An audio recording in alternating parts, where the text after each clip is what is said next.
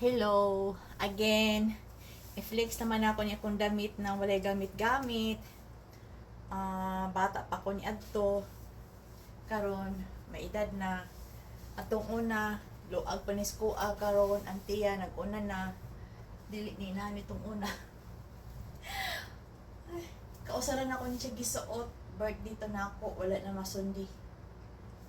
So time to dispose na siguro ni kay nagkaedad na ta, dili na fit, dili na bagay na magsuot inani.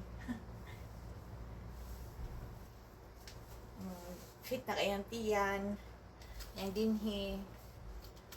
At itong una, kuan pa na siya maluag, luag pa ni sa kuha. Karon dili na, kuan na siya. Dili po ni, okay balo, asa na ko ni isuot, basta kay gisuot na ko ni birthday to na ko. Di ko matandaan, basta birthday to na ako. Ano siyang gisuot birthday. Okay, every birthday man gud na ako, akong style ko an dapat new akong dress.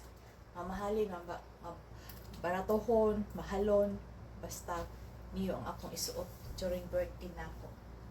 So ito lang, may gamit na, walang gamit-gamit.